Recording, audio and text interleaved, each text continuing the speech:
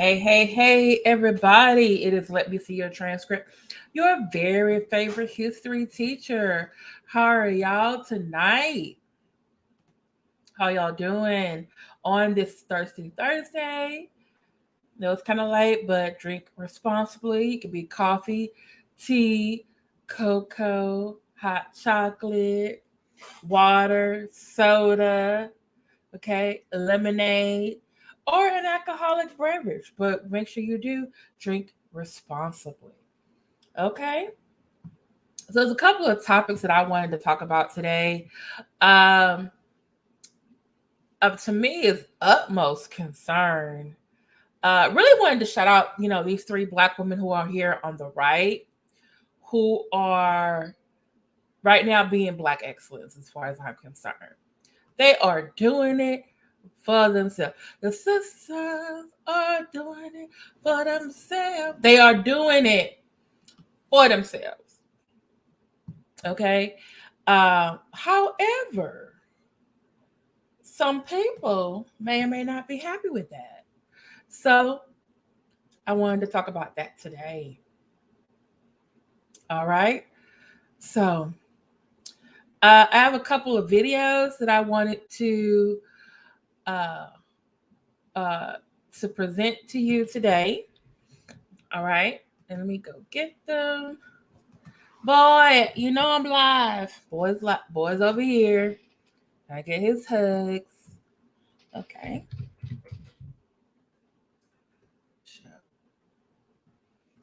Okay. And let me see if I can get that one there for you. So how y'all doing this evening? You got your drink? You got your favorite drink? Whatever that may be. Do you have it?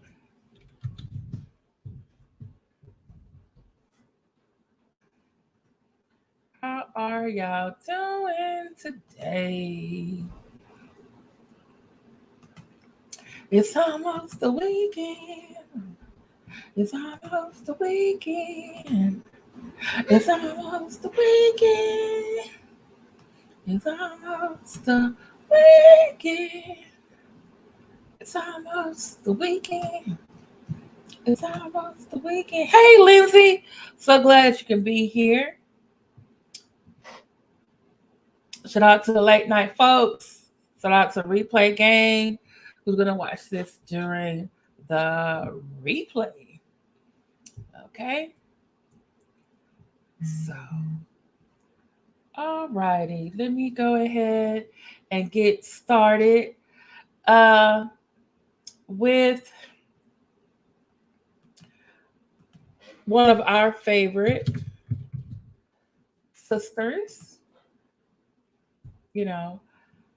Serena Williams. Okay. And let me see.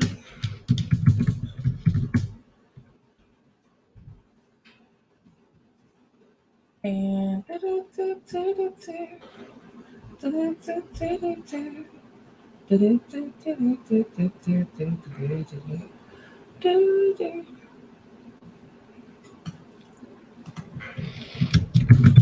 leaving. And make sure I got the right article for y'all. I like to always make sure that I have sources for y'all so that y'all can. Yes, I'm a person that says y'all. That can find the information. Okay. I'm gonna take off. Let you know, green screen hadn't arrived. The new green screen hadn't arrived yet, so my hair is gonna look like it's all over the place. Okay. So let me go ahead and share this article. Okay. Okay. So those of you may know who Angela Yee is. Some of you may not know who she is. Okay. All right. So there is a very popular urban hip hop, trending topic show um, that's based out of New York City called The Breakfast Club. It stars DJ Envy, Angela Yee, and Charlemagne the God. Okay. And if you are familiar with Umar Johnson and the videos I've done about him, you know that he has been on The Breakfast Club like 5 times. Okay. The last, I think, 3 or 4 times, Angela Yee has not been there. Okay. And I do believe it is intentional. And when I heard that she was leaving the Breakfast Club, because she tweeted on her page, on her Twitter page, that y'all can see it right there. It says the Breakfast Club, as you know, it is officially over. She has a heart, and that's at 8:58 p.m. August 9th, 2022. So that was Tuesday. Okay. And so I remember over the weekend, I was on an honors page, and I think also KKC's page, and last week, and Charlemagne the God and this other, he's on another podcast with another person, and they were talking about how funny Umar Johnson was, right? And that, we should I would definitely have him back on the show. And I just thought, like, days later, when I hear Angela Lee is leaving, I'm like, oh my goodness. She couldn't take it no more. She finally she couldn't take it no more. She was like, this is it. I'm not doing this anymore. That's just my hypothesis. However, this article does say, the article says Breakfast Club co-host Angela Yee leaving radio show to go solo. Angela Yee announced she'll be leaving the Breakfast Club to pursue her own show with iHeartRadio called Way Up with Angela Yee. After 22, the Breakfast Club, as you know, is officially over. The radio host has announced her departure one day later. This is really exciting, but this is something I've been wanting to do for years now, since way before the pandemic. I actually sat down with our big boss and I was telling her, look, I really want my own show. Yee, who has been in the show for the last 12 years, further explained that she wanted to go solo again after hosting the morning after with Angela Yee on Sirius Satellite Radio back in 2008. Years later, they approached me. They had a sit down with me and they told me they wanted to give me my own show. She shared, but I am going to be leaving the Breakfast Club and it will be a different iteration. So that's her, the iHeartRadio, who broadcast their the Breakfast Club, which is on a regular radio station in New York, and also broadcast throughout different channels across the country. And Yee, who also has her own podcast called Lip Service, clarified that her new gig will be a nationally syndicated daily show. Shout out, sis. You're doing great things. That's wonderful. Love it. I love it. Sisters are doing it for themselves. It is really exciting. I honestly can't believe it. I know it took a long time to make this happen, so I want to thank everyone who made this happen. This is a tremendous opportunity. I feel extremely grateful. I feel extremely blessed to be able to get something that's really, really monumental here. Yee, 46. She don't look 46. I see you, sis. Go ahead. Black don't crack. Know that she'll be leaving the break immediately as they still need to find someone to replace her. According to TMZ, she will have a hand in the process.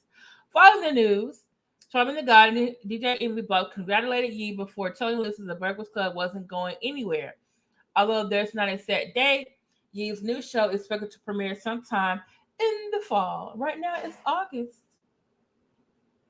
Fall is next month. Okay.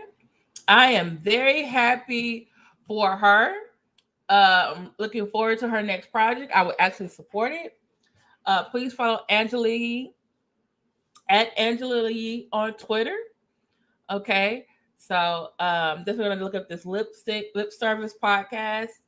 And the reason why I said earlier that I think she's leaving because of Umar Johnson, but obviously she has her own goals. It's because Angela Yee is half Black and half Asian. And as you know, what Umar Johnson says about people who are Asian. Okay, he has some not so nice, very things to say about them. He is not an advocate for interracial relationships, even though he said the product of those interracial relationships, those people are Africans. They just happen to be biracial. And so I think she did not purposely she was not purposely there the last few times he was there because of his stance and what he says, you know, and I support her in that. So I'm definitely going to support her in uh, going there. Here is the article. Okay. And let me put her Twitter page in here. You can, I'm sure she's going to be putting some more. Yeah, hers.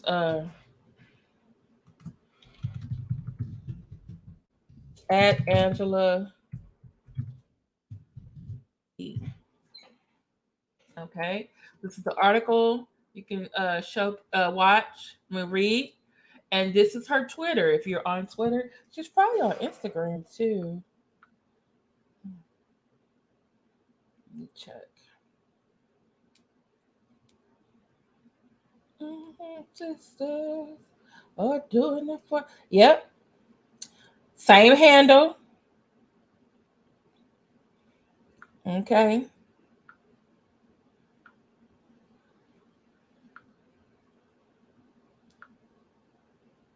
Okay. All right. She also has oh, wait. She got her own YouTube channel. We finna yes. Yes we are. We finna put this in here. Yes we are. We are supporting Black women this tonight. Sisters are doing it for themselves. You can see her lip service podcast on there. Sisters are doing it for themselves. I'm putting everything in here. Sisters are doing it for themselves. Okay. All right. Here's her Angela Lee's YouTube channel. Let's support them.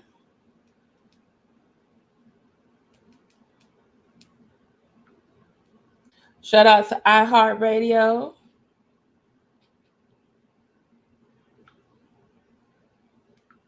All right. So, like, share, subscribe. So, this is her Twitter. This is her Instagram. And this is her YouTube channel. Like, share, and subscribe. Okay. You can tell them, let me see a transcript sent you, or you just go on over there and hit the button. Hit subscribe, the bell, and all notifications. So every time she goes live, you can always be there. All right. So I'm all for it. Come on, sis. Sisters are doing it for themselves. I'm loving it. Here's the article again. All right. So, all right. So let me stop the. We got to go to our other sis. Sorry, that's y'all seeing me. I put the wrong button.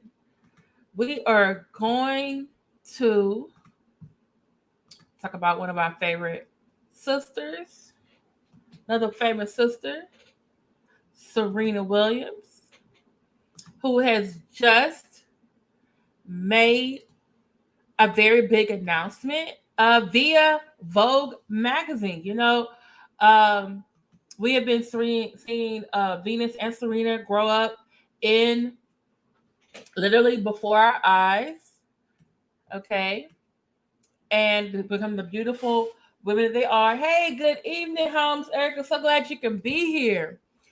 And I am really proud of both of them. Proud of both of their parents, their family, for raising some really great young ladies who are basically doing Black excellence, being beautiful Black women, and has endured a lot of, I think, sexist, misogynistic, and racist comments about their hair, their bodies.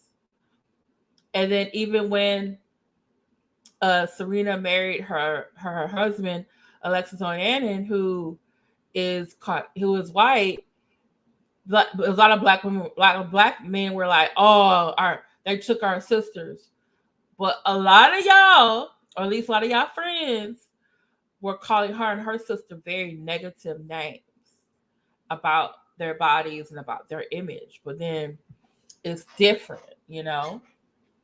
And this is a picture of her, and this is her daughter. I follow both of them. I follow Serena on Instagram, and then her husband, or her and her husband, made a page for I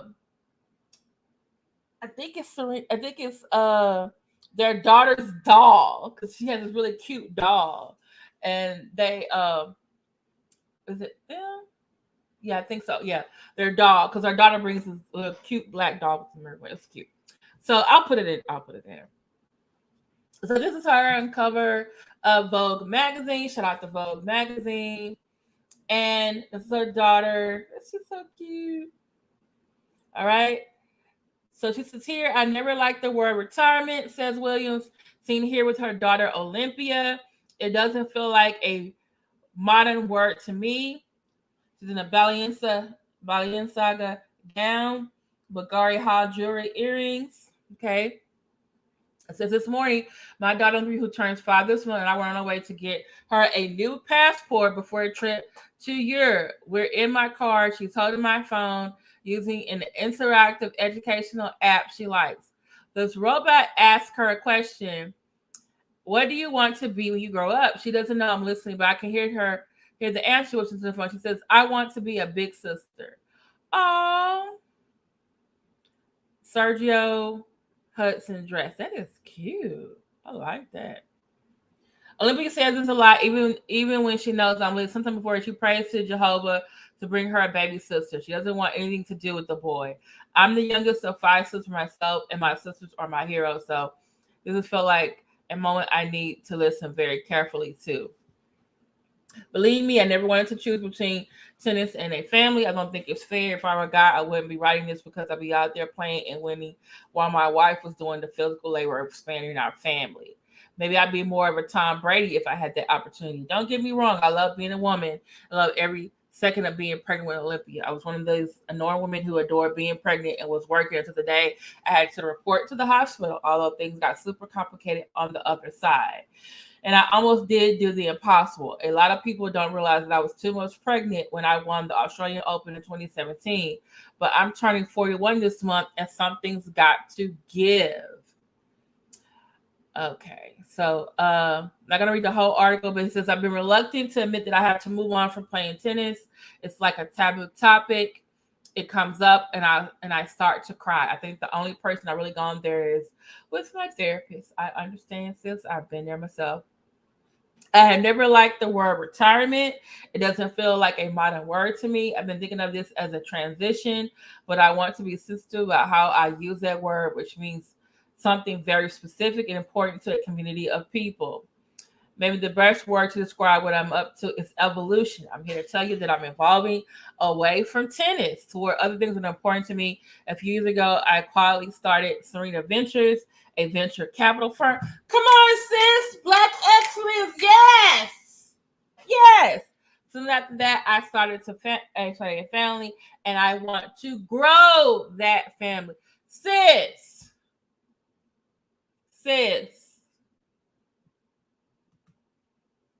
You can do everything you want to do, and I support you. Okay? Right? You how many times Wimbledon champ? Okay? Grand Slam champion, Olympic doubles champion, women's champion with your sister. Okay, you can do any. Y'all just had a great film. King Richard came out last week, Oscar nominating. Okay, you can do anything you want to do. And by the way, Martina Navratilova retired for tennis. Guess what? And then she came back. And she retired again. So hey, you might decide, hey, I'm gonna go do my venture capitalism thing. I'm gonna be stay-at-home mom. I'm gonna have another kid. I'm gonna do some modeling. I'm gonna open up a camp for Black girls. Go play tennis. I don't know. I'm gonna do some what do they call it? I'm gonna do some play-by-play commentary for tennis. Hey, the world is your oyster, sis. You have a very supportive husband, loving daughter, and a supportive sister. Like you said, your sisters were there for you. Hey, this sister over here, sister of another mother, is there for you too. Okay, so sisters, Bliss's Black Eggs are doing it for themselves.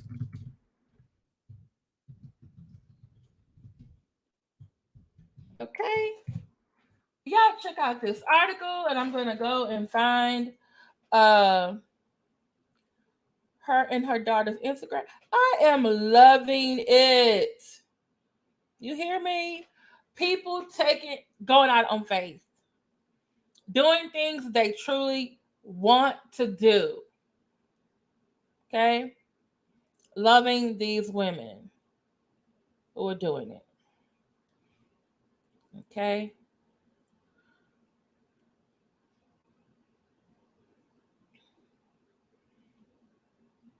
All right. So here is her Instagram. Serena Williams Instagram. And hold on, she hosts Olympia.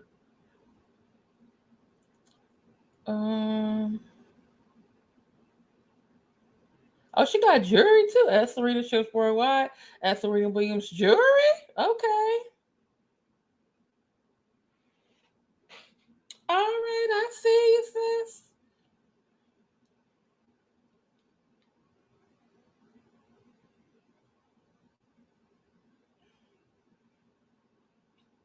And by the way, their daughter Olympia, her real name is Alexis O'Hannon Jr. Because that's the dad's name. He's senior. They call her Olympia. You know. Okay. And he actually helped to found Reddit. Okay, so I'm trying to think.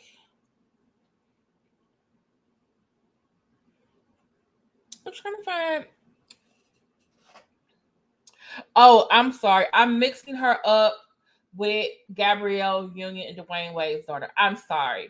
Gabrielle, okay. So Olympia doesn't have, her doll doesn't have a Instagram page. It's Dwayne Wade and Gabrielle Union's daughter has an Instagram page. Their daughter's doll has an Instagram page. And their daughter has an Instagram page. I apologize that one too. Sorry, got the kids wrong. I apologize.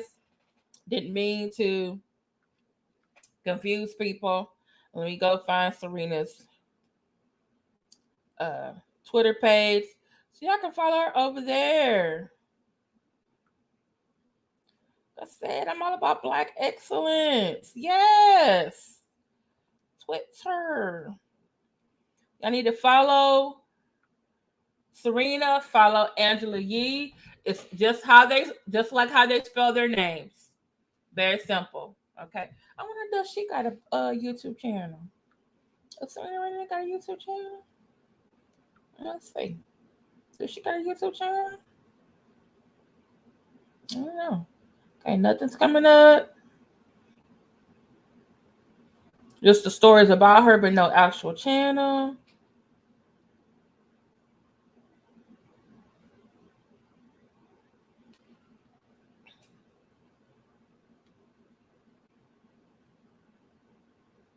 Okay. All right. Okay. So, like I said, please check out the article, read the rest of the article. She's moving away from tennis. She wants to grow her family. She has another business. Hey, sis, support you. There for you. Okay. All right. So, like I said, again, here's Angela Yee. She has a YouTube channel, Instagram, Twitter, the article as well. I'm going to post these articles in the description. Okay. So, I'm just letting y'all know. All right. So, this next one is actually not an article, it's actually a video. And I okay, I'm going to get there, y'all. Y'all going to have to, okay. So, I got some problems. Y'all know, okay. So some of my friends say I'm not in the church sector, but I believe I am. But hey, I've been to church. Okay, I've been to church. Shout out to the Thais report because he was one of the first people to report this last night. After I got up in the middle of the night after the thunderstorm, and I was up for a while, and I was watching his video and other videos, and reading articles too about the person I'm going to talk about next. So,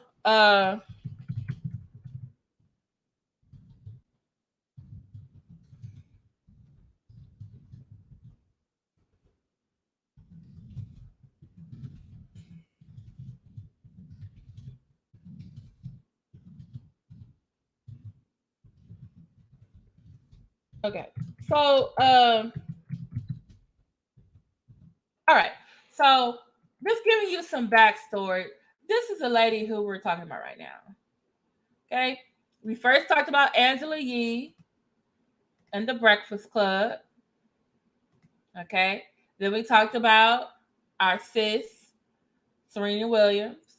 And now we're going to talk about our other sis, maybe more like my auntie, but she's sister doing it for herself. This is Twinkie Clark Terrell of the famous Clark Sisters, an award-winning, Grammy Award-winning gospel group who paved the way for a lot of female gospel artists. There would be no Mary without the Clark Sisters. You know what I'm saying? There'll be no Trinity 357 without the Clark Sisters. There'll be no Walls family without the Clark Sisters. Okay? Now, also their mother, also, Lord rest her soul, also has to do with one, the Kojic sound, and also the Clark Sisters sound. Their mother, Dr. Mattie Moss Clark, was the head of the music department for the Church of God in Christ. Okay? And y'all need to go check out the Clark Sisters movie on Lifetime. You must watch it. Okay? And by the way, there were 5 Clark sisters, not 4. Okay. One of the Clark sisters got married. Well, had children early before marriage. Then I think got married, had other children, and conflict with Dr. Mattie Moss Clark, and she exited the group. I knew about there being 5 because I grew up listening to Clark Sisters, and I always thought like, oh, there's 5 of them. Later on, I would always see 4 of them, and I'm like, where the other one at? And then Denise Clark, a few years ago, was on, got interviewed by Larry Reed on the Larry Reed Live show, which is actually a very good interview of her. But she said a lot of things that we did not know about. And the main thing that she was concerned about is the fact that this is Twinkie Clark Terrell. This is her, by the way, if y'all didn't know. Okay, so Dr. Mattie Moss Clark was married twice. So her first 2 kids, I think her oldest son and Jackie, are from her first husband. Then the rest of the children are from her second husband, Clark. So technically, Jackie is actually not a Clark sister, but I guess, I don't know if she got adopted by the stepdad, but she's, yeah. So after Jackie, I believe it's Denise, Twinkie, Karen, and Dorinda. I forget what order they're in. So, yeah. So there are actually 5 Clark sisters. Then, like I said, falling out, and then there's 4. Well, over the past, decade, Twinkie's health has declined. And so at one time, Denise went live because she was like, she went to go see Twinkie, who she's very close to, out of all the Clark sisters, and was denied from seeing her, and that really scared her. So, but then there are other sisters who are saying something totally different. We won't get into them there, but this is Twinkie right here. She's been in a lot better health lately. She has lost weight. She has gotten old. I believe she had a stroke, or was it a heart attack? I wasn't quite sure. But her health has failed. She has gotten better. She's being, I think the last time I heard, she was being managed by Denise's son, Larry Clark. Okay. And oldest child. Okay. And so, like I said, she's been making appearances with Dorinda, Karen, and Jackie. They've done some albums together, some songs together. They've made some appearances together. Twinkie was just at the GRWM. What do you call it? GRWM. Yeah, I think they did Denise wrong too. I think so too. Okay. In Atlanta, Georgia. Okay. Twinkie wrote most of the Clark sisters' songs. So she really is instrumental for their sound. And she is great on a B Hammond organ. Okay. So she definitely has influenced the other organists that are in the Kojic or larger gospel community. And so what ended up happening is Twinkie Clark did a post from Twitter saying that she appreciated Beyoncé for listening to her music and sampling her song for Beyonce's new song called Church Girls. And then Twinkie literally played the original song so that people can hear it. She's like, I hope y'all, says, thank you, Beyonce, for listening to my music. Thank you for sampling it. And I'm going to play the original song, and I hope y'all like it and get some inspiration from it too. And I was like, okay, she's witnessing. She's taking her opportunity. A secular artist sampled her music. And now there's an opportunity for them to hear the original. They're talking about your relationship with the Lord. I was like, all right. Plus, it's Beyonce. She's going to get paid for that. Writers of songs get paid. Yes, you can ask permission, which I don't know if you even always have to ask permission, but I think it's like a courtesy thing. But still, you got to pay them to use their stuff. Okay? All right? However, in the church world, in the secular world, people got upset. They're like, oh, how can Beyonce sample a church song? And then I listen to Church Girls, and it's not what they thought it was going to be. But if you look at the lyrics of it, she's talking about something that a lot of church girls, including myself, go through. We go to church to serve the Lord. However, we still like to dance. We still like to listen to secular music. We still want to have, those different types of relationships that sometimes a lot of times in conflict with the church. It's a dance song. It's a twerk song. It's girls, let's go out song. However, the lyrics, the fact that Beyonce was a secular artist with some people that she's not their cup of tea, that's their business. And some are not going to like her anyway. So they just find another reason not to like her. And then church folks who just, have a problem with the secular music, especially gospel music that sounds like secular music. Now they're even upset that the one of the famed Clark sisters songs they love so much is sampled by a major artist. And this gospel artist and writer thanked the secular artists for sampling their work. Which I thought was very sweet and polite of her to do. And here's Twinkie Clark. Actually, you can go find on the Thais Report page. She's out, I think, either Bermuda or the Bahamas. And she's like, hey, everybody, this is Twinkie Clark. I'm out here in this beautiful water. Look at this. And I'm having a good time. And I've written 3 songs. So, baby, she's cashing her Beyoncé check. Living her life. And she wrote 3 more songs, which probably most likely we can all say it's going to be about the good Lord. Okay? But what happened? I saw this. I saw it last night on the Thais Report. That's why I put it in here so you can watch the whole thing. And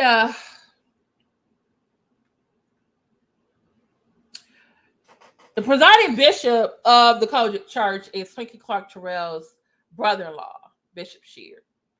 Bishop Sheard is married to Karen Clark Sheard. But this other bishop within the church had some comments about Twinkie Clark Terrell and Beyonce being something by Beyonce and church girls. And I thought, at least for me, this is my opinion,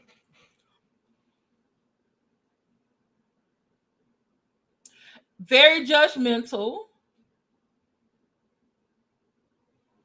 And in a way, I kind of felt impolite. Because you didn't like call up Twinkie Clark. You didn't email her. You wasn't outside your pulpit having a discussion with anyone of the people or with her. Did you call up Bishop Sheard and say, hey, I'm going to preach about this? But hey, and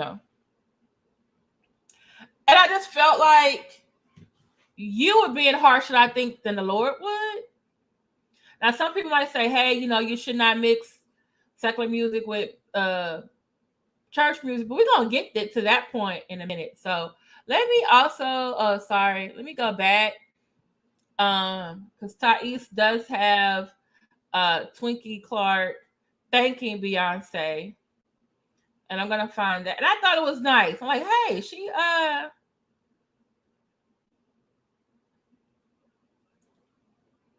okay. This was 2 weeks ago.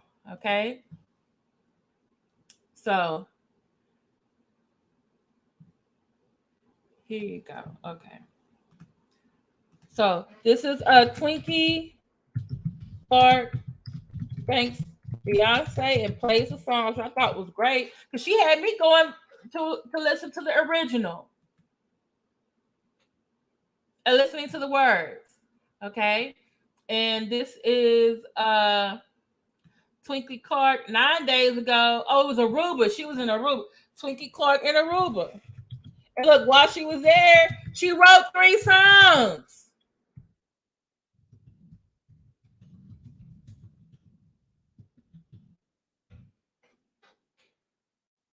She's been through a lot. I think you should be able to go to Aruba with your new Beyonce check money and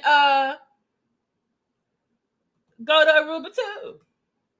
And while you were out there, your head was clear enough to write more music. Okay. This is Twinkie Clark thanks Beyonce and plays the original song and is the center of my love, center of my help. And then his Twinkie Clark in Aruba saying, hey, y'all, I'm having a good time here in Aruba. Look at the beautiful scene. I done wrote 3 songs while I'm here. I don't know how many days she was there yet. She probably was like, okay, all right.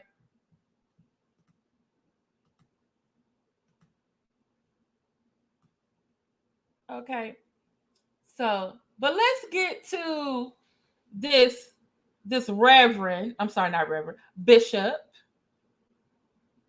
who is upset I preach to you about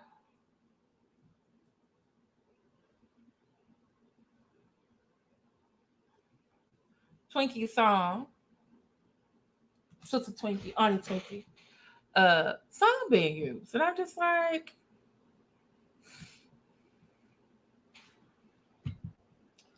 sir, why you all up here? Another folks' business. Okay, so what's going on with the microphone?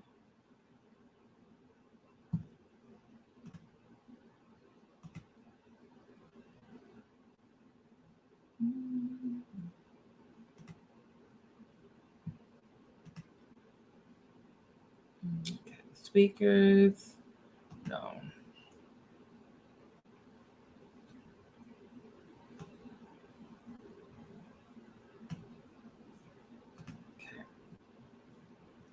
All right, let me know if you can hear this. missionaries. Okay.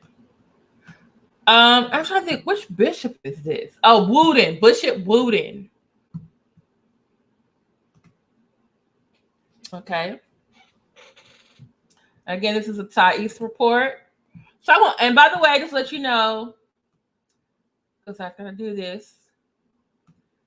This video is protected by Section 107 of the U.S. Copyright Act of 1976. Allowance is made for fair use for purposes such as criticism, commentary, news reporting, teaching, scholarship, and research. Okay. Please like, share, subscribe to the Thai East Report because he does really great content. Shout out to the Thai Squad. Okay, so this is Bishop Wooden. He's a bishop in the Kojic Church. However, the presiding bishop, which is above Bishop Wooden, is Bishop Drew Sheard, who is married to Twinkie Clark's sister, Karen. The Clark sisters were raised in the Kojic Church. Their mother, Dr. Maddie Moss Clark, used to be the director of the music department. By the way, Dorinda is currently the director over the evangelism department. Hey, Leonard Emil Taylor, so glad you can be here. All right, so let's get started with Bishop Wooden and what he has to say. I want to preach to you, missionaries. I want to preach to you, elders. I want to preach to you, superintendents, pastors, and leaders. Can y'all hear? We're called to speak up. We're called to say something. Beyoncé just released Sacrilege.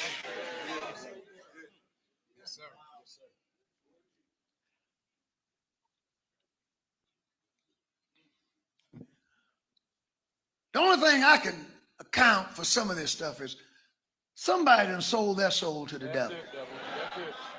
Now, all I can say to you is this. Sorry. Okay, so this statement right here got me the most upset because I was like, somebody sold their soul to the devil. Well, we know who wrote the gospel song that Beyonce sampled.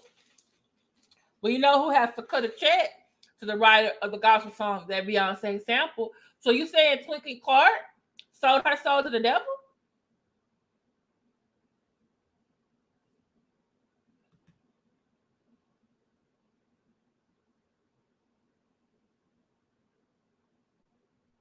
And thank you, Emil. Let's go to the word sacrilege. Let's see what it means as a definition. Okay. Sacrilege, violation or misuse of what is regarded as sacred.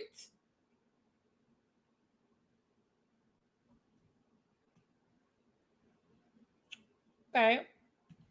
So the saying is a violation or misuse of this gospel song that is being put.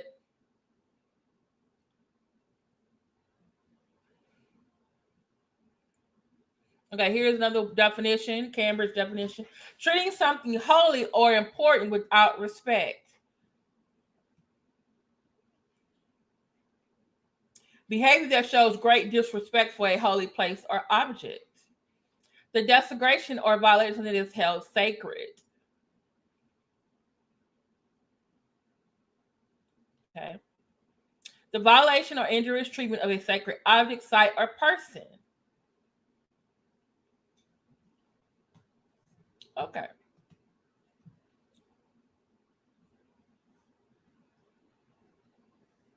Who said the devil created music? Are you being facetious? Okay, let's keep going. This. When you sell your soul to the devil, you get the short end of the stick. Because you're not going to live but so long. And when you leave here where you're going to be there forever. So it's not a good deal. I don't care what it gives you. But this.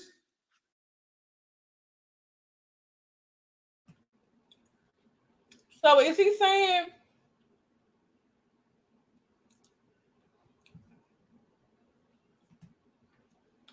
words are not sacred? The song did not hail Jesus, nor did the song use Jesus. Okay. And this is the next part I had a problem with. Did you say, oh, you know what you're destined to go to? You're going to go there for eternity. So are you implying that Twinkie Clark Rebuked is going to hell for letting Beyoncé sample her song?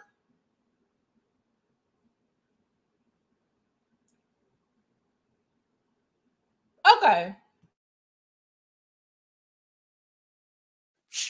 Piece of trash. Yes, sir. That's released. Yes, sir. And she named it Church Girl.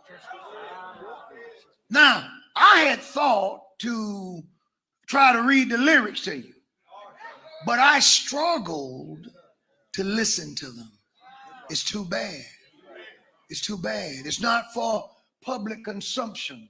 It would be a desecration if I read this.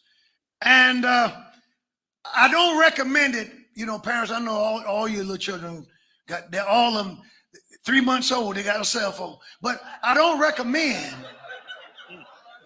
that you let them listen to this. It's the worst. Am I right? It's the worst. You can't get and to sample the song of a real church lady. Yes, sir. Twinkie Clark. I don't know whether she knew what she was going to do with the song or not. She knows she's not saved.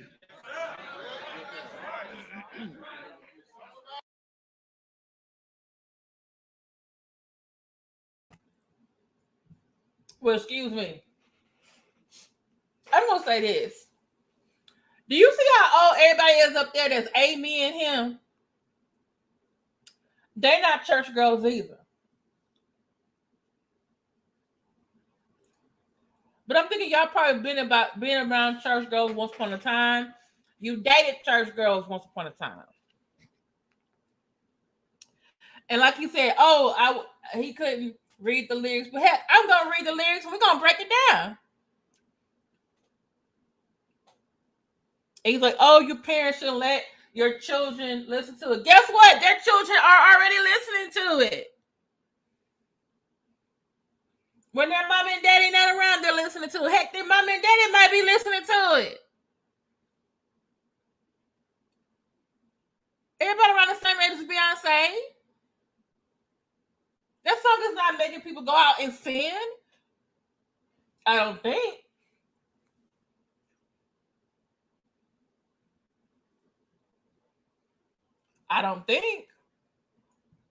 But then on top of that, you said, oh, this is a real church like Twinkie Clark Rebuked. Yes, she grew up in the church world, in the Kojic church. And then on top of that, you said, oh, we know Beyonce not saved. How you know she not saved?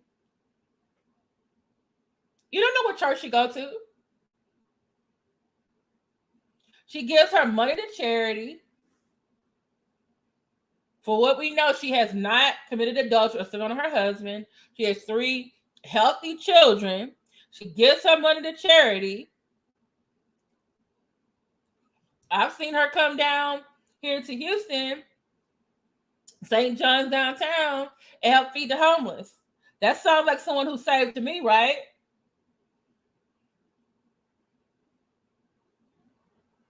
A family went to St. John's downtown.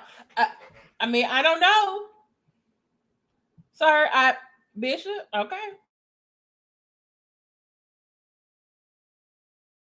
So let's read the lyrics, shall we? It says, "Oh, I want to be centered." This is the part where it samples Twinkie's song. "Oh, I want to be centered. I want to be centered in thy will. I've been up, I've been down. Feel like I move mountains. Got friends that cry fountains. Oh, okay." Then it goes to Beyonce's part. "I've warned everybody, as soon as I get in this party, I'm going to let go of this body. I'm going to love on me. Nobody can judge me but me. I was born free." And then she goes on here. "I'll drop it like a thotty, drop it like a thotty." I said, "I'll pop it like a thotty, pop it like a thotty." Church girls acting loose. Bad girls acting snotty.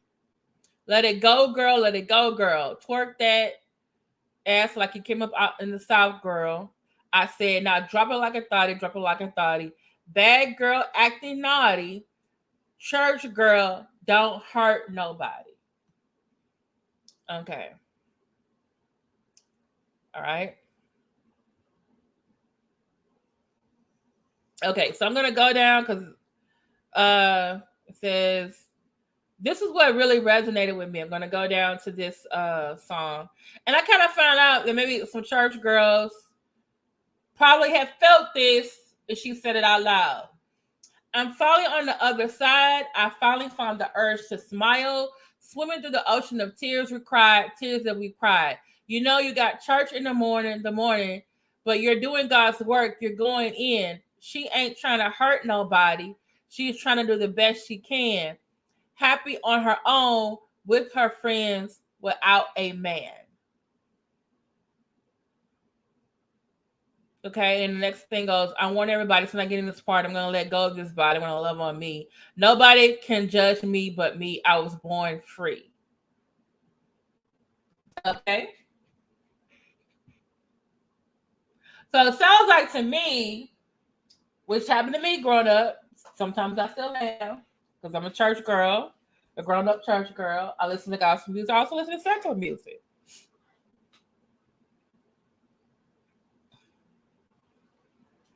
And some songs I listen to do want me to drop it like a thotty or twerk. But guess what? That's all it wants me to do. Not go commit fornication, not go commit no sin, do no prostitution, not to do nothing unholy. But I understand some folks are saved, and maybe this song is not for them. Okay? Yes, we want to be in the center of thy will, of God's will, but sometimes we want to shake it fast, watch ourselves. You know what I'm saying?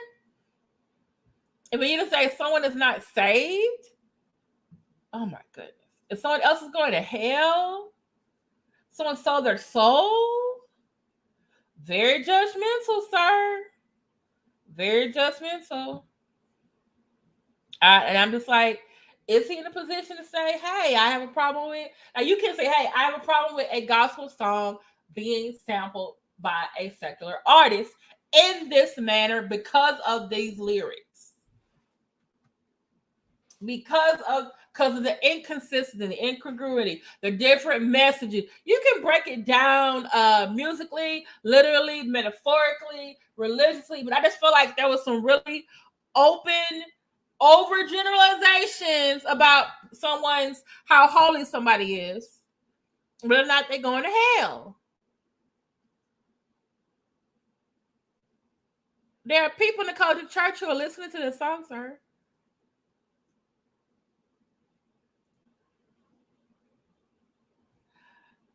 Thank you, Leonard, so much.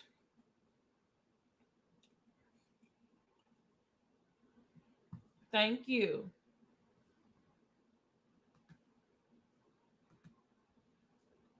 Okay, let's get to the rest of this. I don't talk about anything that's not public. Anything that's public is fair game. And I pray to God that a stiff denunciation of what she did with that song is put out. It shows that we're not speaking up.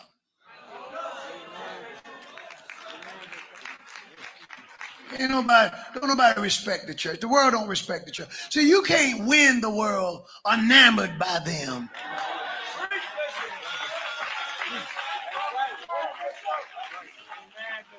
I'm just so proud that somebody want to use my music. What do you mean? You're one of the best in the world. You're preaching, sir. You're preaching, sir. You're preaching, sir. We sing for Jesus. I tell you what did help me. Marshall just released what she released hers, and that's the one you need to buy. That's the one. Got a good beat to it. If you feel like shouting. Yes, sir. A sanctified, unmistakably sanctified message. Amen. And you know, can't nobody sing any better. Who was the lady he talking about? Who was Marshetta? How you spell her name? He didn't even tell us what song she came out with. How are we supposed to go listen to Marshetta's song? What's the lady name? Look how he's talking about her song. Is he right here? Is that his daughter, cousin, grandchild? But to show this kind of disrespect for the church, and what's sad is this: there will be church people who will defend it. But let me tell you something. I'm not bothered by those who defend that kind of garbage. I'm bothered by those who. Why all of them men standing up? Was that did he give him a cue to all stand up like that? And I know the women standing up. Are they gonna stand up next? Like, now I'm gonna say this: him saying that he's frustrated about this song, he has every right to feel that way. He is displeased with the song. He is displeased with the way this song is being used. A church song, gospel song being used in a secular way. I get that. He can do that. But at the same time,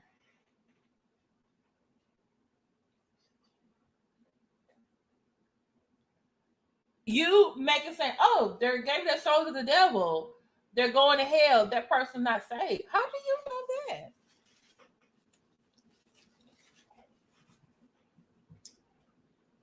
Okay. He is instigating a fight with Bishop Shear. The lady he was speaking of was an unwed mother in his church. For that matter, talk about unbothered. Oh, really? Wait. I mean, there's a lot of unwed mothers in the church. Like, is recently an unwed mother in the church? Okay, now Denise Williams, Denise Clark, first child Larry, you know, she had him when she was unwed now. So, but I understand what you're saying. He wants to be bought by a song, but not about. I get you, Leonard. I get you. Say nothing. You're the one who angers me. Am I right? The late President Richard Milhous Nixon said nothing hurt him. Because he was criticized for Watergate. He said nothing hurt him as bad as the indifference of his friends.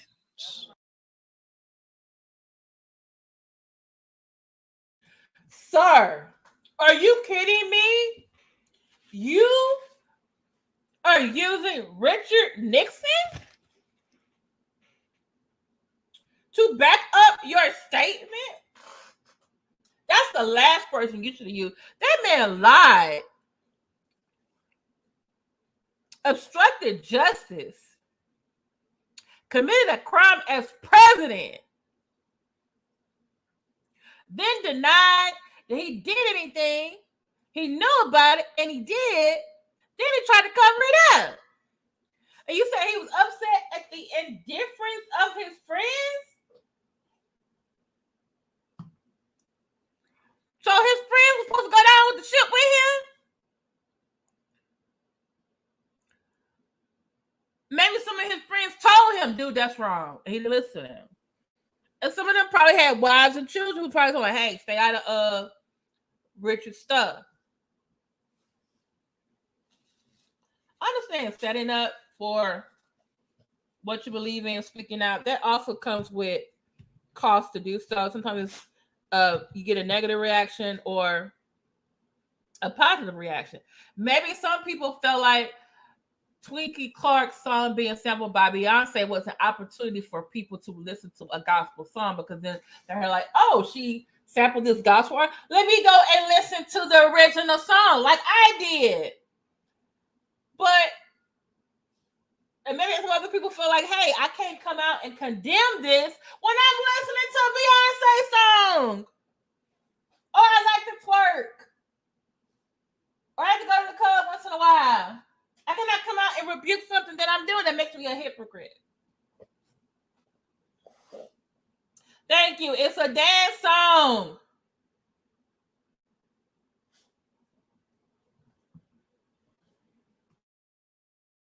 Okay, now I see some of the women standing up, but not all of them.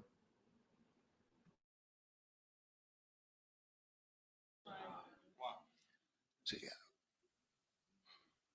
it just bothers me when we go silent, when we go neutral. Do you not know? I'm going to preach this in a minute. Do you not know that in the Bible there are no demilitarized zones? Jesus said, he that is not for me is against me. And he who is not gathering together is scattering abroad. Now, whose side are you on?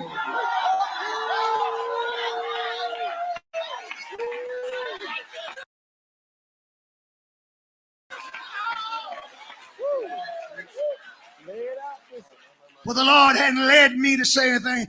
God's gonna kill you for telling that lie. When the Lord calls you, when He calls you, we all call. Y'all said today, I was reading it to you for a reason. You're going to defend the doctrine of the church. You're going to preach the gospel of Jesus Christ. Now, when you see obvious wrong, how much do you have to be led to say something against obvious wrong? I tell you one thing about the world don't need any leading. Now I do admire that about him. I admit I admire that about the sinner. The sinner is committed.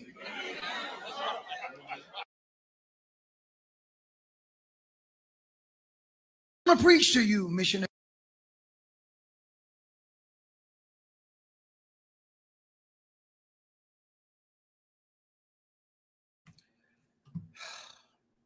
He said, when you see wrong, like you. Hold on, I gotta go back to that last part. How much do you have to be led to say something against?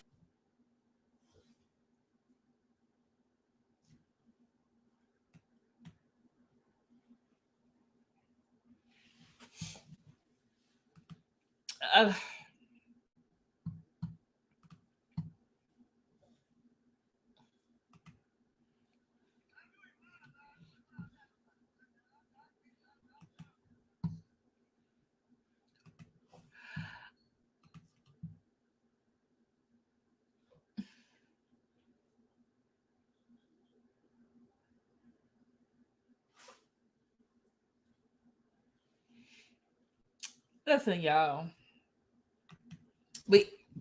So you know this is the obvious wrong that Beyonce sampled Twinkie Clark's songs, Center of Thy Will.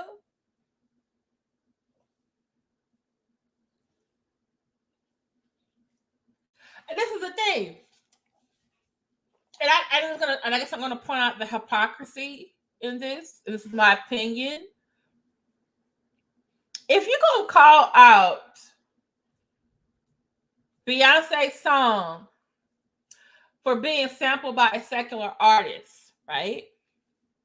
Then you're gonna have to call out Kirk Franklin. Because a lot of his gospel songs are sampling secular artists. You got to call out Kanye West for infusing secular songs into his gospel album, Sunday Church.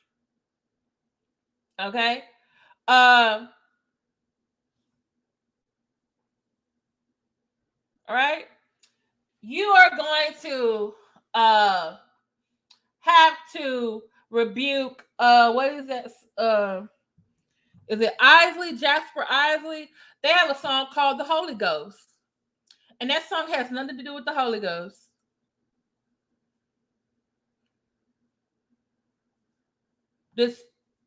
We gonna go there, okay? We gonna have to rebuke C.L. Franklin for managing Aretha and to become a R&B and soul artist.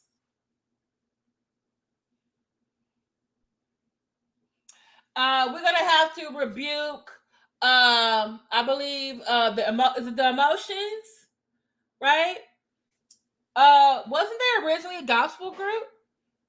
And they were managed by their father and switched over to secular music.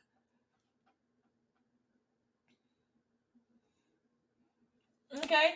Are we gonna rebuke the Staple Singers who started out in gospel and then switched over to R&B? Are we gonna rebuke BB and CC Winans who took a Staple Singers secular song and remade it into a gospel song called "I'll Take You There"?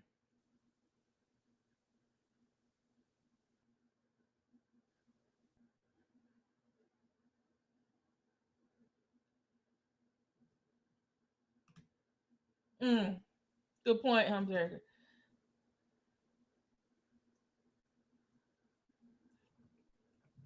Right. So I'm trying to figure out where is y'all's we gonna rebuke all of them then? We're not gonna rebuke some? Because even you had to go back to the past and there were some secular songs with a gospel beat and that people thought was sacrilegious. You know the song Baby What I Say by Ray Charles? Think about how that song starts.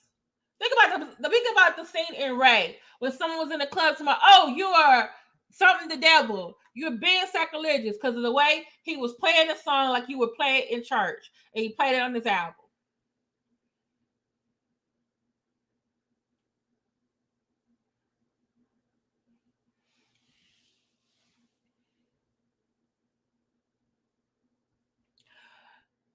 There have been other people who Kojic artists, Kojic even raised in the Kojic church, who have gone on to write great gospel songs, but they've also gone on to write great secular songs.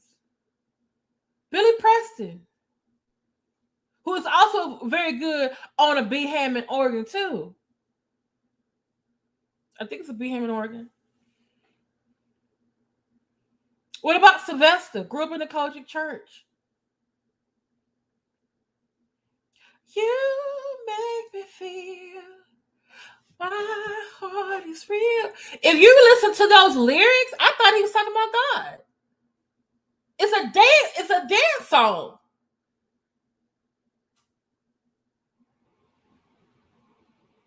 You make me feel. What about the Ozzy Brothers? Don't you make me want to shout? Kick my heels up and shout. Come on and shout it out. There's another song called I want to thank God for sending me you. I forget whose song, what, I forgot, who sung that song as a sec. Is it a girl group or a lady singer? Thank you. And man, come on. Come on.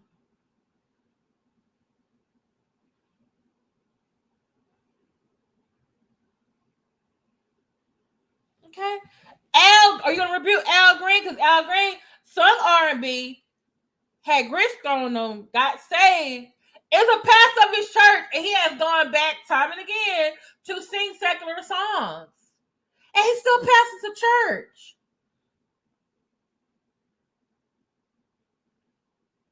We rebuking everything, or we just rebuking the stuff that we just don't like right now.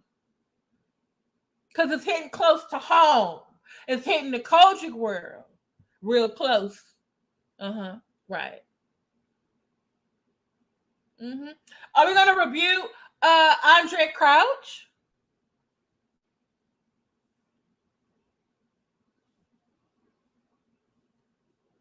Are we going to rebuke Edwin Hawkins? When Oh Happy Day came out in 1968, it was being played on R&B stations. Oh Happy Day is actually a traditionally regular Christian hymn. He updated it. If you listen to the arrangement of the song and the instruments used, very R&B like, and everybody did not like it.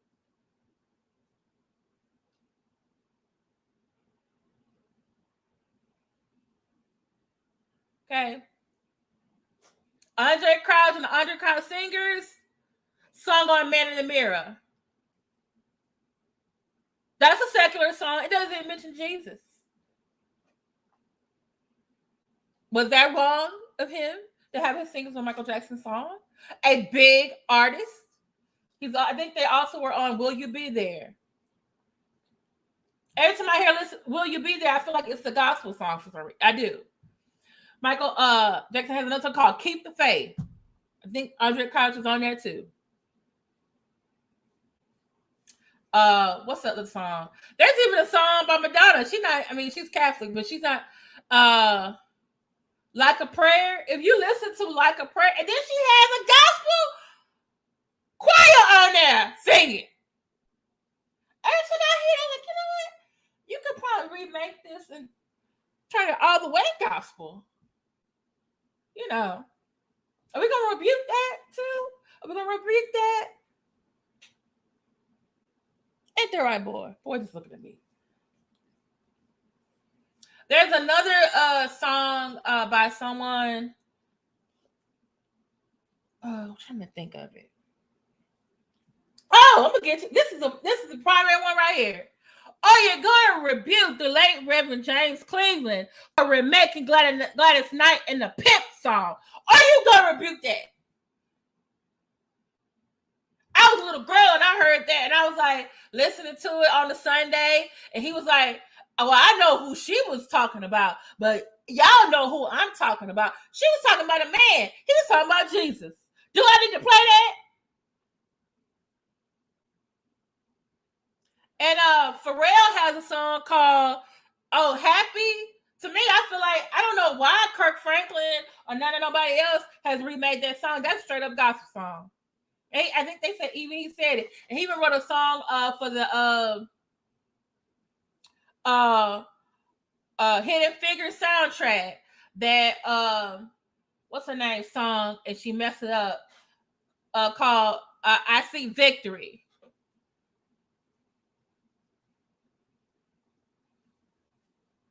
So are we gonna rebuke all the songs that have been used by secular artists that are gospel, or gospel artists who use secular? Are we gonna rebuke all of them, or just? Oh, I said it earlier, Leonard. I said C.L. Franklin is Aretha Franklin's father. She started off in the church, He was her manager. So when she was getting those gigs as the queen of soul, he was negotiating those deals, and he was pastor of a church.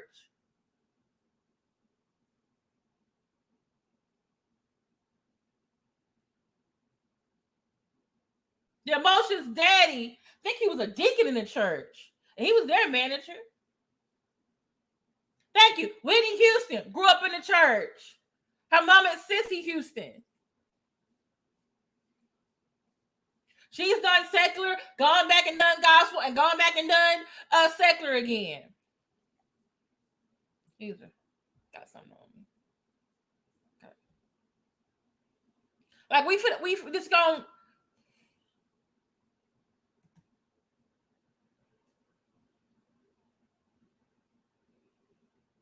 Oh, he used to have a quote. He used to have a quote beer after right. I just feel like it's hitting close to home because one, somebody you know who's kin to somebody who's presided over you in that church over there, who's also coaching, got her song sampled by one of the top selling secular artists in the world. You don't like the song? It's about church girls dancing and twerking. Guess what? They're not talking about dancing and twerking in church. That song not for you.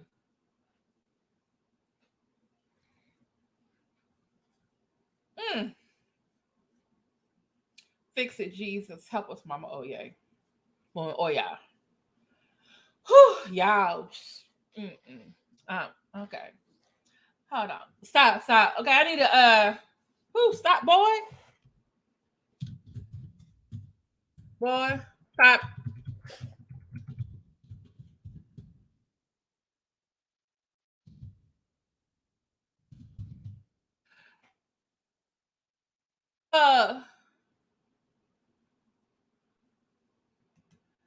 Okay. Oh, I just remember something else. Do y'all remember? Is he gonna rebuke? Is he gonna rebuke? Shirley Caesar? She had in her gospel song, "Hold My Mule," part she goes, John had a farm and he raised beans, greens, tomatoes, lamb, ham, wrong, you name it. And then another guy or whatever used it for a secular song. And she was okay with it. Well, she was okay with most of the versions, not the one that had the curse words in it. But for the rest of it, she was okay with it. Made her own video. So are we gonna be mad just about this? Or we're gonna be mad about all of it?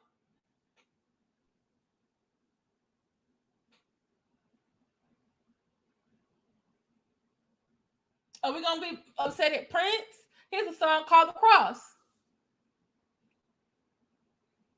And one day he went on, I forget whose show it was when he got saved and became a Jehovah's Witness. He called it the Christ because he said that's what he really wanted to talk to actually called it. And if you look at the words, that's what he was talking about. Christ on a song.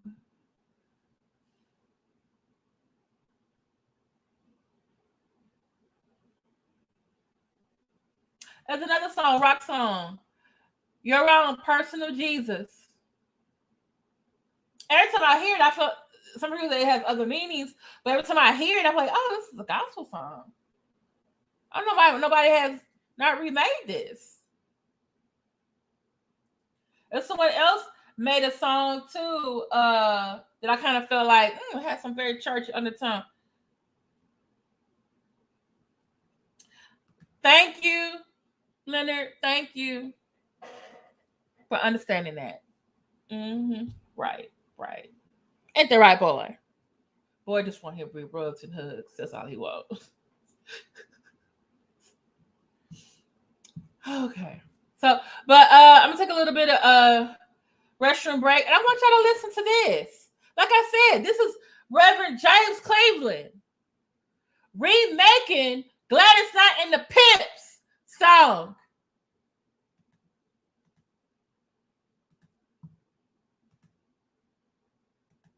The original was this man's the best thing that ever happened to me. He made it into God's the best thing that ever happened to me.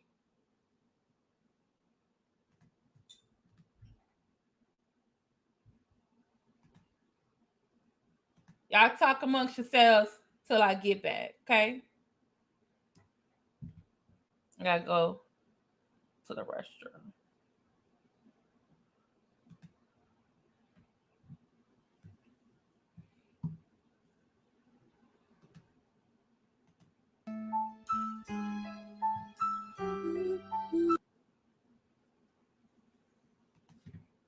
Oh, wait, that's not. Wait, that's not.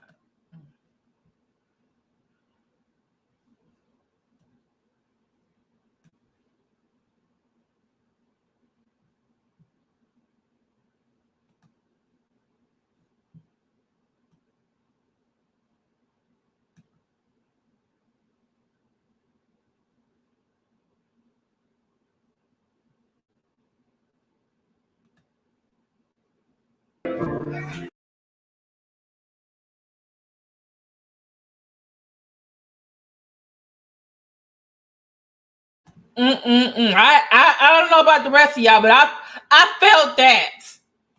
Ain't that right, boy?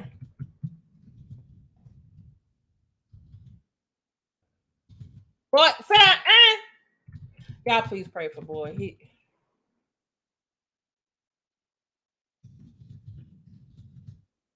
Jesus is the best thing.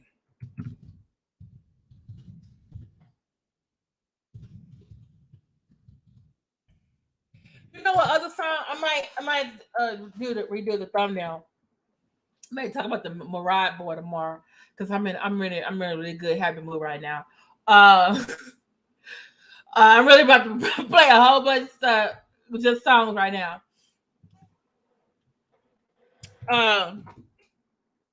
Dang. Oh, y'all ever hear that song called "Standing" by Paul S. Morton? Right, Bishop Paul S. Morton. Okay. Do you know that there's another song called "Standing"? But it's by Elton John. Have you ever heard those lyrics? And I'm just trying to figure out how come nobody has remixed those two songs together. But they're probably mad about that because Elton John's gay. But if you look at the lyrics, because Elton John got right. I'm sorry, he's blessed. He has a gift for writing songs. I think that that comes from the Lord. I do. I might still do the this last part. Let me go find it. Standing. I feel it.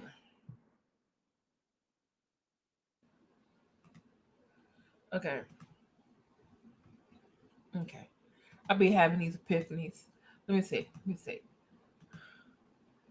John. Okay. This is Elton John. I'm still standing.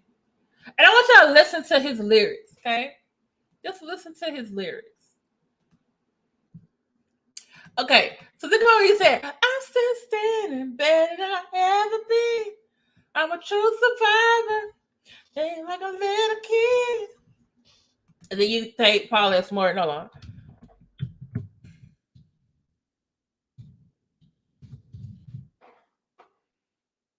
Okay. And then you take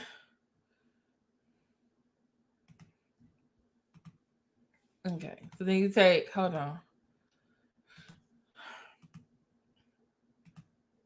And you take Bishop Paul S. Morton.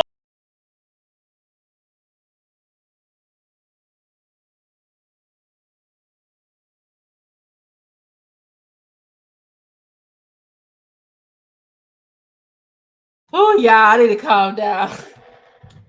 I think I'm gonna ask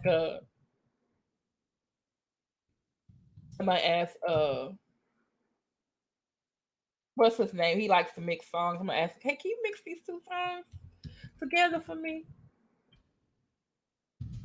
I still have always thought like, what? That was such a miss. I was like, but I know, how church folks feel about gay folks. I was like, man, is Elton John still standing and Bishop Paul Esmore is still standing. Oh my goodness, y'all. Mm. But think about the lyrics though, because Elton John says this. Do you know I'm still standing better than I ever did, looking like a true survivor, feeling like a little kid, and I'm still standing after all this time, picking a piece of my life without you on my mind. Well, you can put with Jesus on my mind. You can probably change that. I'm just saying, like,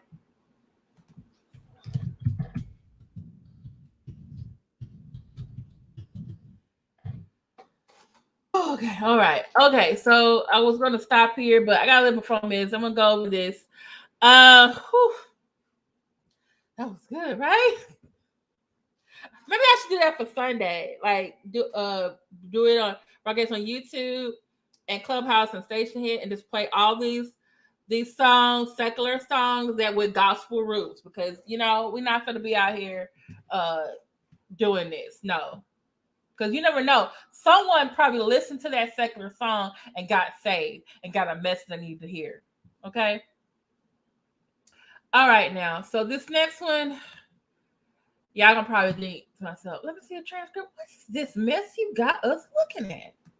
I got to tell y'all about this mess we about to look at.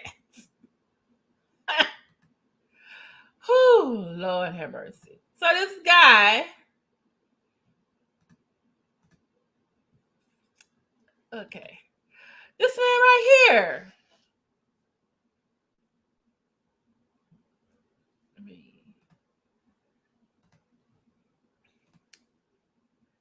I will put the article about him in the chat.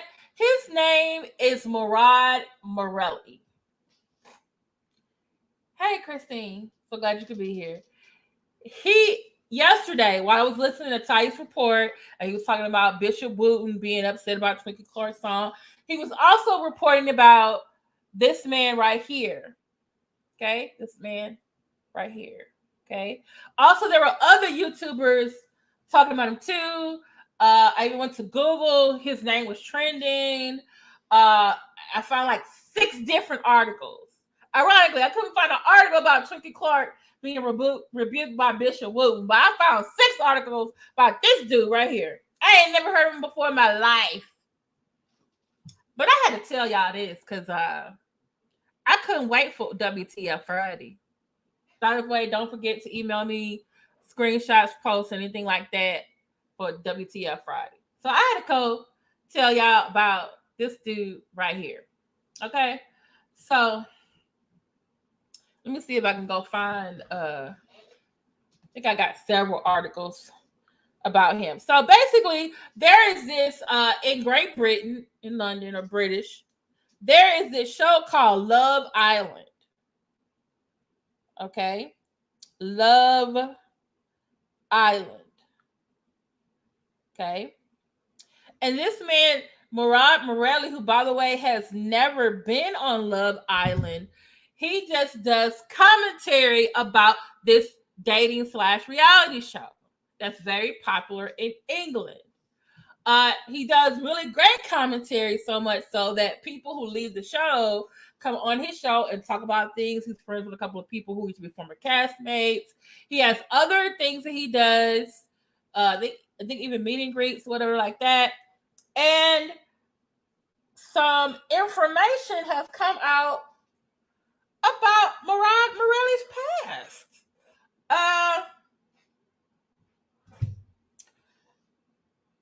And people who know him from, the Love Island commentary, he also has his own podcast.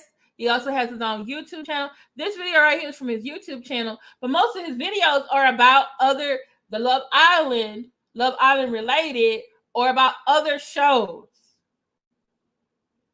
He has over like 200 and something thousand subscribers on YouTube.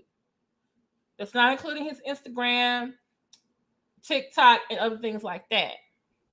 So it's a really great article. Who is Morad Morelli. So this is what happens. I think I looked at like 6 different articles last night. So Murad Merali is 26 years old. He fell out, I guess, or disagreed with a friend of his who was on the Love Island show. And so this started actually over on Twitter. Someone on Twitter was like, oh, he fell out with some guy named Nasser, who was on the Love Island show. They were supposed to be friends, but they fell out.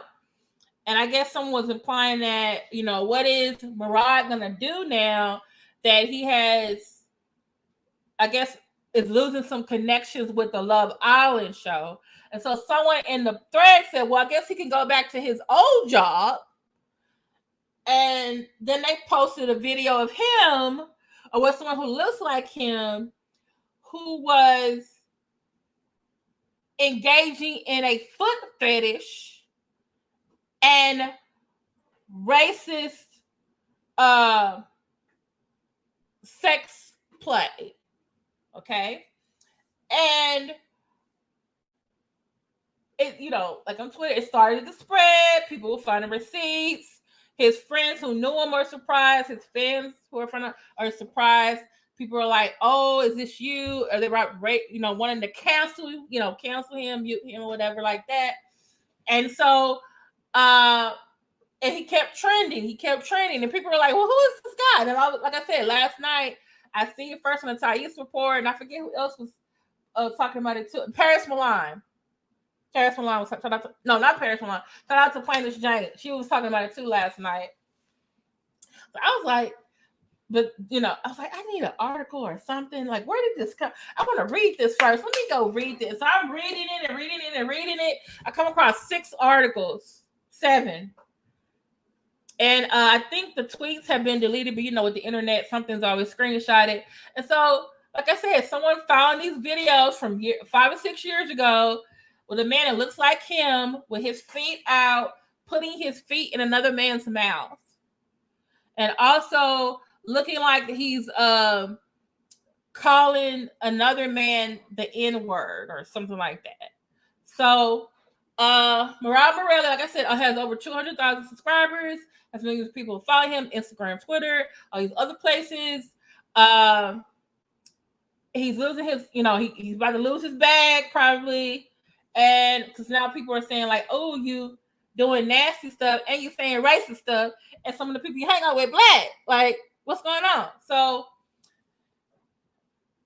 I'm reading the articles, and then I see that people are referencing this picture right here of him talking. So I'm just like, where is this at? So I go on YouTube and like, because someone said in the article, like, oh, he posted a 7-minute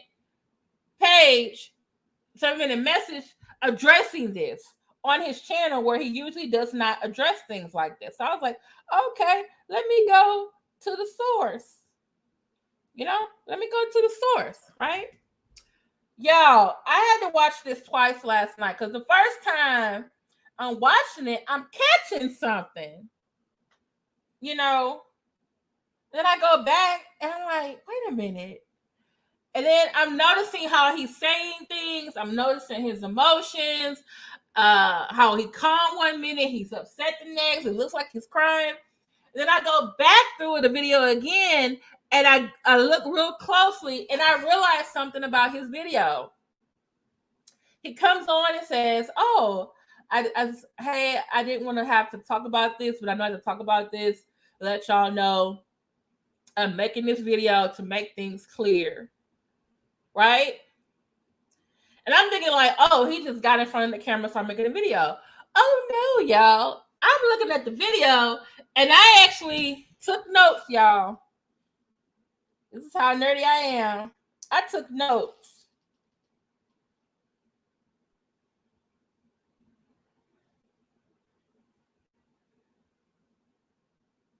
This video is 7 minutes, and 8 times I noticed where he edited the video. So either he had several takes of him recording this video, and then cut and splice things together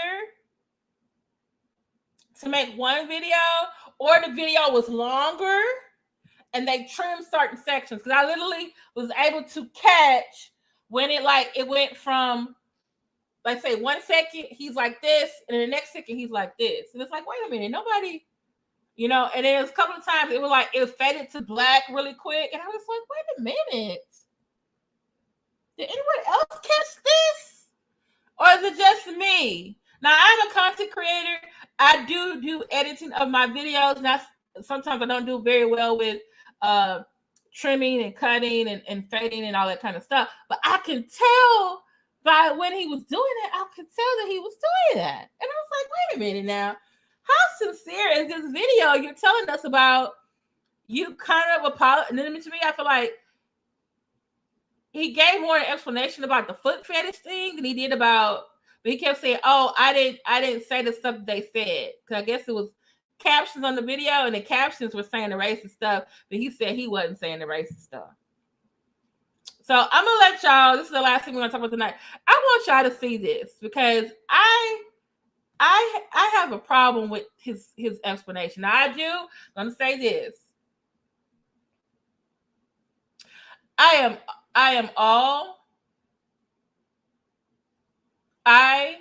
do believe men when they say they have been abused. I do believe young boys can be groomed, raped, or molested. I do believe that there's trauma from that if it is not addressed. There are men who may become gay or maybe become heterosexual. Some live really great lives, some live bad lives. Some people don't judge, some people need to go there. Some people, whatever. I know that there are men that has happened to. I do think that he has gone through a traumatic experience, but I think he's also not being totally honest about some things. He is tweaking and edited this video in such a way that makes me feel like you're not lying by admission. You're lying by omission. Like, you're not quite telling us the whole story. Also, you are not addressing the racist things that were said. You're just saying like, oh, that wasn't me. I didn't put those there, but I'm still feel like something's missing from all of this. Because how can you prove that that's not you really saying that? And that's captions. Was it a different language? Like, I'm trying to understand myself. So I want y'all to help. Y'all listen to this video with me. And like I said, I just had some problems with it. This is him, Murad Merali, go apologizing, but not really, addressing his past. Because now they're accusing him of being involved in some type of sex fetish, racist sex play. And he's getting called out about it. Okay. So I'm sorry. This video is 7 minutes and 33 seconds. So I'm going to show you. This entire video I've just filmed is very triggering, is extremely emotional, and I just need to put this in there because there's a lot of heavy content in this video. I don't know how I'm going to begin this video, but everything needs to be addressed with immediate effect. First and foremost, the written content is not me. The severe derogatory comments are not written by me, and I will stand by that. This is not who I am. Some of this content is also not me, and I can profusely apologize and take full accountability for how this has come across and how everybody has felt from this content.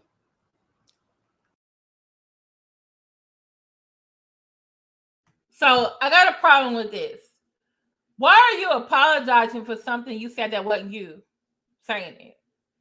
Say, oh, I'm not in charge of the caption. So someone else made the caption to the video. Are you saying racist stuff? Do you have proof that you actually didn't say that in some other video, or you no longer have? And then he's like, I apologize profusely for how this came across for people who were hurt by it. But you said it wasn't you though. Can you prove it's not you? Okay.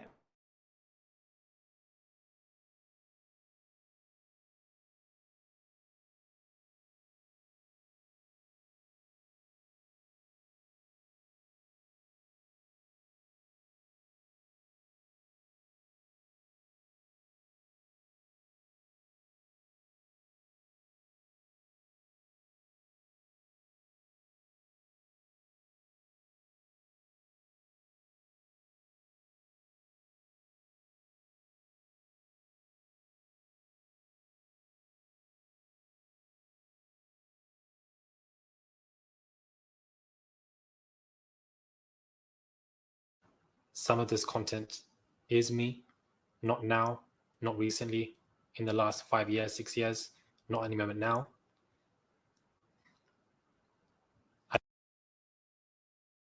Okay, so like I said, was I on mute a minute ago? Okay, so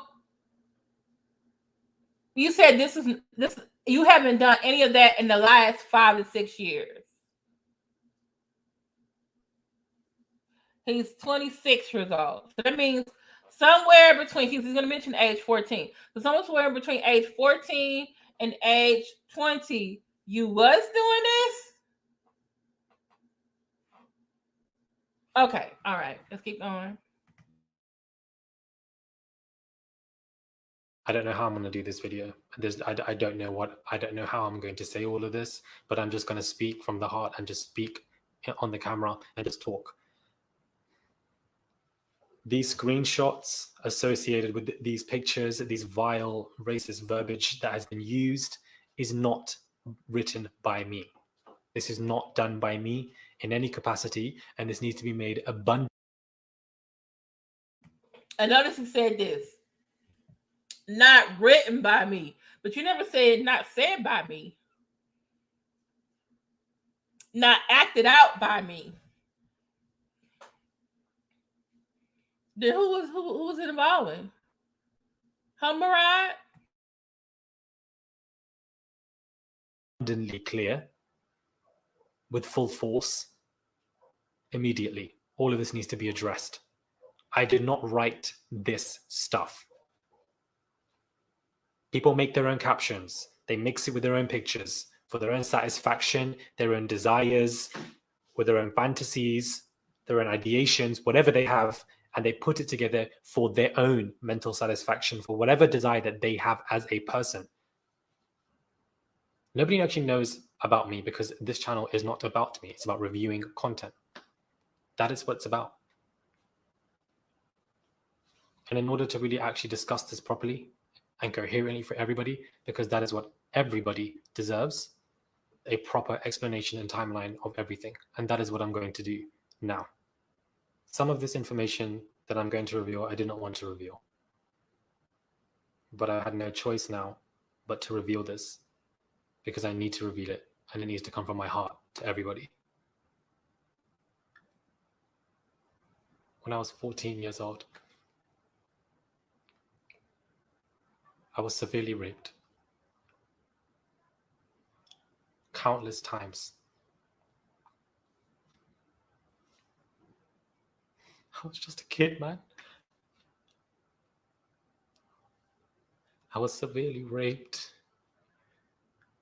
I had genitals shoved in my anus.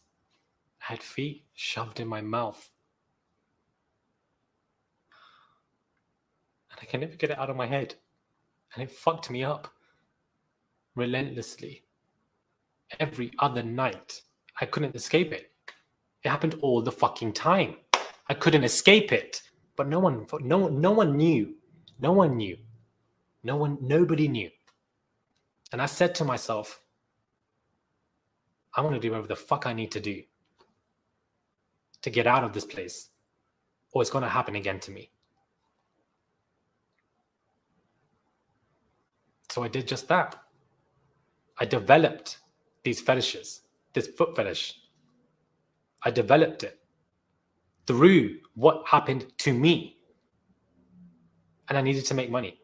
That was my only goal, to make money, to make money, to make money. It was all about money, money, money, money, money. Because money is what I needed to get out of a place that I was being brutally fucking raped in. This is the truth. This is who I am. This is who Murad. All right. So I don't know if you noticed this. At the 106, 111 mark, there's an edited jump because it's a change in his posture. It's like there was a cut there. There's also an edited jump from the 2 minute mark to 2 minute 1 second to the 2 minute 4 minute mark. There's also 2 minute 14 and 2 minute 15 minute mark is another edited jump. 2 minute 25 minute to 227 minute mark is another edited jump. And then there's going to be another edited jump after this 2 more times. Okay. And this is, I stopped here because, yeah, I said the same thing too at the beginning of, hey, also Yemi, I said the same thing too before I started this section of my video, that I do believe he was raped. I do believe he was molested. I don't know if he is living as a heterosexual or homosexual. I don't know. I didn't see anything about married to a man or a woman or anything like that. My problem was with, there is things that he is not addressing in this video, and the fact that I was able to notice at least eight times, 8, 9, 10, 11, 12. At least 12 times what I noticed, I was able to notice that he had cut or edited this video. And I'm just thinking like, wow, why couldn't you just do a video straight through? You had to go up and piss, like, wait a minute, is this a performance we're getting? Is this a performance? Like, okay. And so like right now, he was all calm. I don't know how to do this. I don't know how to do this. Then he said, I'm just going to tell you. I'm just going to tell you. Then he gets emotional. I understand he's going to get emotional. But then right here, because like from like the 4 minute to like the 5 minute, it's like he's angry. So I'm trying to figure out, was that like a totally different video? Or what?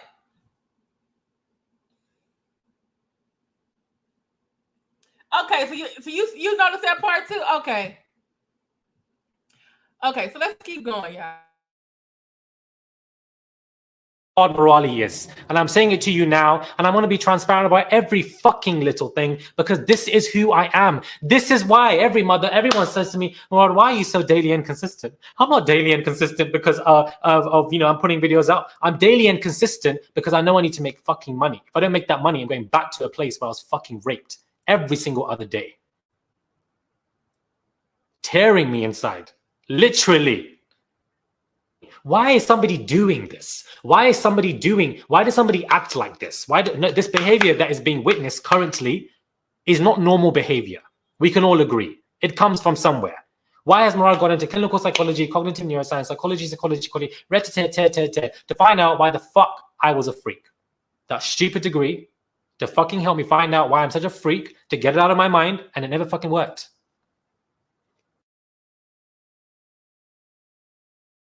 All right, so when he said this, I was like, oh, don't we know another clinical psychologist who probably needs to be in therapy for whatever happened to them in their childhood, i.e. Dr. Umar Johnson, and something like, oh, you have a clinical psychology degree and neuroscience by then. And I kept thinking to myself, okay, you're 26 years old. When did you go to college? Because he kept saying, oh, I didn't do this in the last 5 to 6 years. So I'm like, okay, so the last 5 to 6 years, you were in college studying this to figure out why this bad thing happened to him. I can understand that. But even if you're studying clinical psychology and neuroscience, I do believe psychologists go to their own psychologists to help them deal with the fact that they are listening to other people say these things. You know, something like, okay, so 14 and 20, you were making money, doing the fetish videos. Were you a prostitute too? Because it sounded like maybe you were doing that too. I don't know. And then you went to college 5 to 6 years.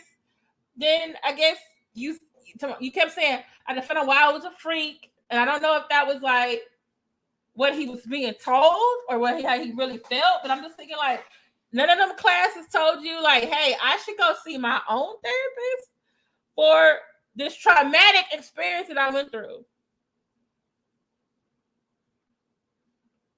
And then also I kind of felt like, hey, maybe he's doing what I feel about Umar Johnson. Maybe he's using what he learned in clinical psychology to give us this story of why he is like who he is, or why he was doing what he was doing. Maybe he is actually doing some things that he knows is going to get the reaction that he wants. I'm just saying.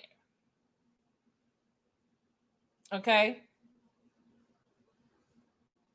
So, but like I said, look at what he said. He was calm, didn't know what to do. He started crying. Then he's here. I don't know if you saw the two other jumps at the 4-minute, 32-second mark. Another one at the 4-minute, 52-second mark. Okay? There's another one coming up at the 5-minute, 21-minute mark. Well, no. There's something very interesting he said at the 5-minute, 21-minute mark. It's not an edited jump. The edited jump comes at 5-minute and 34-minute mark.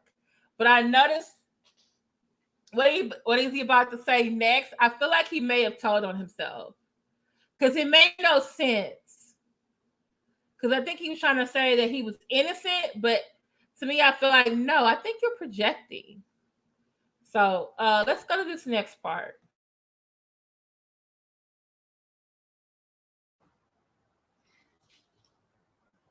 So that is where this all came from. Why are you doing this? Why are you behaving in this way? Why are you doing these fetishes? Why are you acting in this way? Why are you doing this? Because this is what happened to me, and this is what developed. And so I did it to get out. I had to get out. I had to do anything to get out. I would be a fucking prostitute if I could, I would have 110%. But I didn't. But if I could, I would have, to make any kind of money to get the fuck out. Because it was either that or I'm going to die.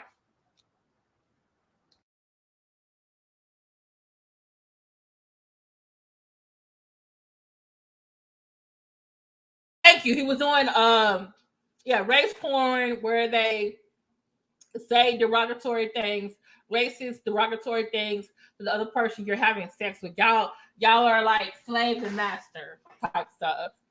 Right? But I want you to remember what he just said. He said, if I could have been a prostitute, but I wasn't, I could have, so I could do anything to make money. Sir, you just told us what you did. Because all along you were like, oh, I did the fetishes. So we all thought like, oh, you just doing foot stuff. Right? But now you told us that you was a prostitute. Allegedly. That's what I'm getting, unless I'm coming to a different conclusion. That's my opinion, right? That from 14 to 20, maybe you ran away from home, you ran away from wherever you were getting abused from, but I don't know if it was in your home or by your family members or by your imam or religious person. You ran away from that environment. You needed to make money, so you're like, oh, make some quick money. Oh, okay. Food fetish stuff, playing master slave, either doing porn or doing prostitution. But according to you, you haven't done anything like the fetish stuff in 5 to 6 years, and you didn't write the captions, and other people must have written them and sliced and put all these videos together.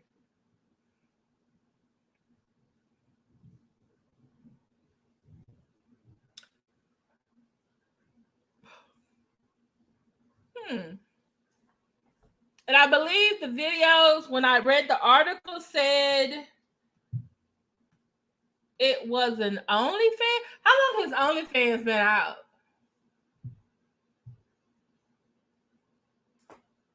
And I believe they said his account was called Arab Master Slave or something was his account.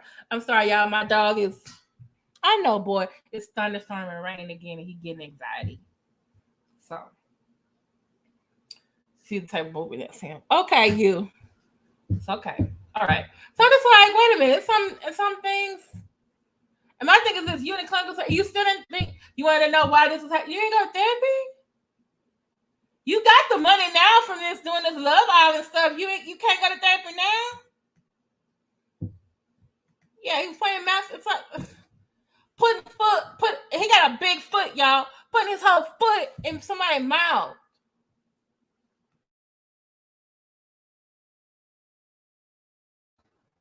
And the same thing happened again. Yet again in the mosque. Now this last part right here, I kind of think he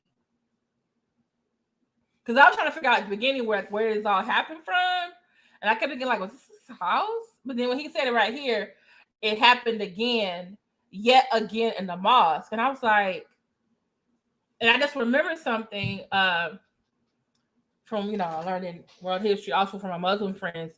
When you go into the mosque, the men and the women sit separately. Even the boys go sit with the other men, and the young girls go sit with the other women, and they're separate.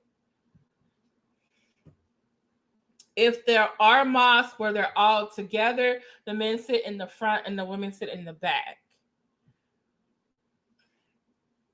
And that really made my heart sad, because I was like, oh, this is how Black, any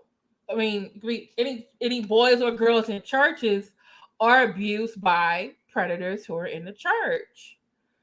And I was just like, Lord have mercy. And we said earlier, like, oh, I couldn't do anything about it. So I was like, was this your father, your brother, the imam, or another male? Did they threaten you? Like, here you go. Go to therapy, Murad. Go to therapy. Lord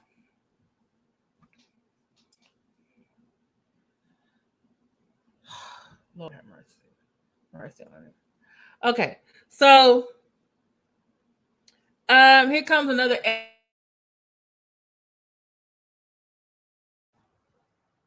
I know this is a lot of information, but I need to be fucking transparent. And there needs to be transparency from me. That is what everybody deserves. And I can't get it out of my head. I can't get that out of my head. I was a kid, man. Why the fuck are you touching me like that? Why are you touching me like that?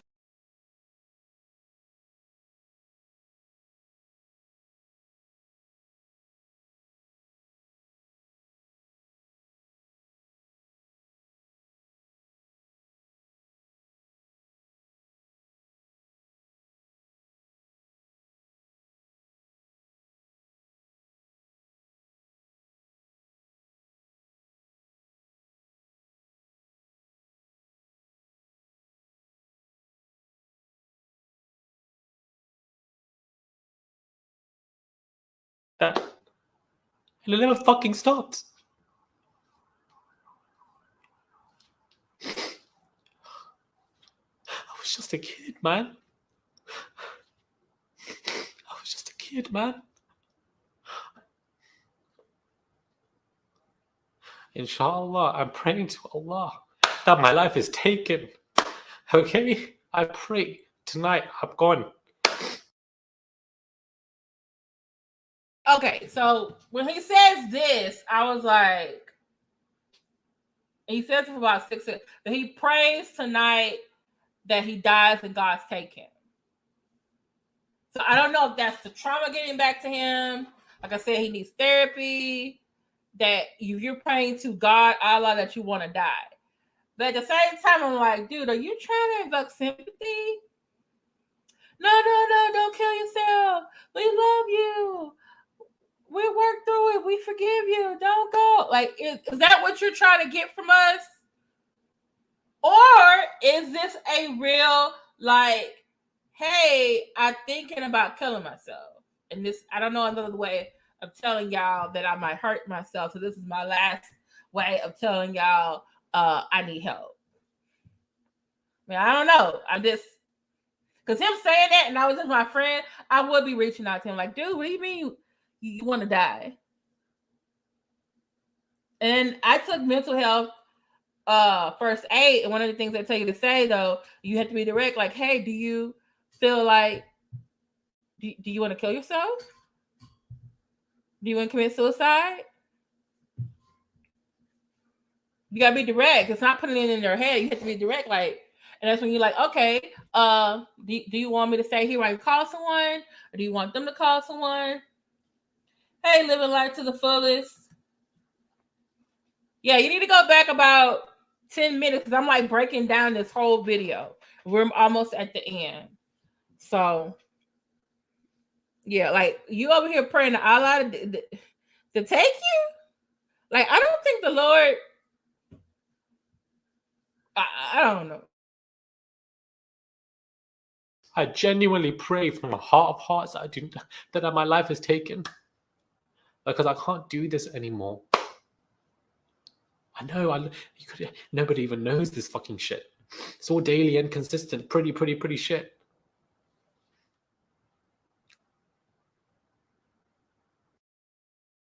Okay, did y'all catch that? It faded to black real quick and then faded back in. And I was like, when I saw it, I was like, dude, did you just fade to black? Like, did you really need all these edit jumps and fade to black? You just couldn't do the straight video, like, off the top of your dome? Like, now I wonder if that tear that's coming down his eye is real. Or did he just put some Vaseline there in the middle of the edited jumps? I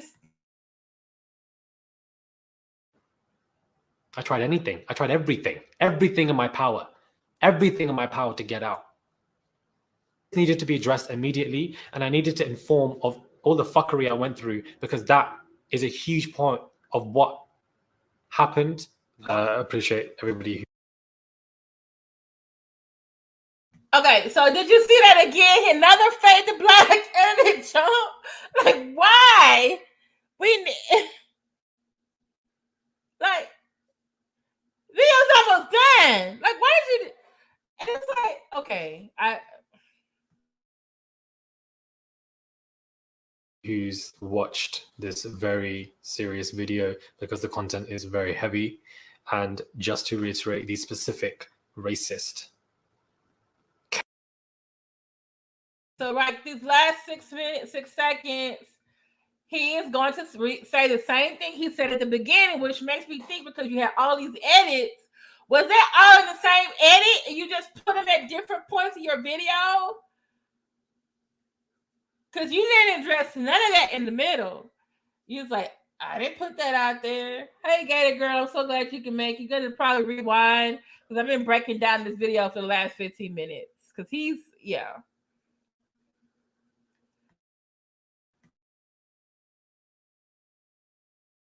Captions were not written by me. I did not sit there and do that. So did you say the stuff though? This entire video. I'm gonna put the whole video in so you can go look at it without my interruptions. Because like I said, I looked at the video the first time and I was like, wait a minute, what's with the edited jumps? And I kept thinking, like, okay, I'm a content creator and I've trimmed videos, spliced videos together for my when I do like my comedy videos. Sometimes I like edit stuff out, or if it's like I'm trying to put the audio over the audio over, the voiceover. Like, that's what I'm trying to do. I'm like, dude, why did you told us this? You're gonna address everything in this video. I'm thinking like, oh, he's in front of this camera and he's just telling us everything that's happening. But no. You edited this video. I saw, like I said, 12 edited jumps and 2 or 3 fade to blacks. And I'm just like, wait a minute. Are you putting in a production?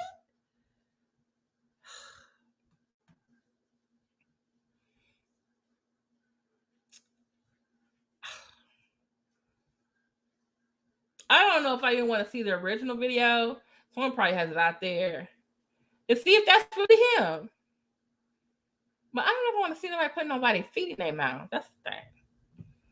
So, thank you so much. Living Life to the Fullest, Gator Girl, also Yumi too. Leonard Emil, Christine Parks, Holmes Erica.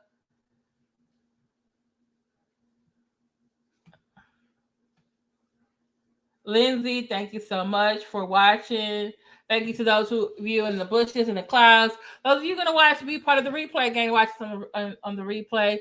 Please like, share, subscribe if you would like to support the Let Me See Your Transcript channel. You can hit a sister's cash app. You can also hold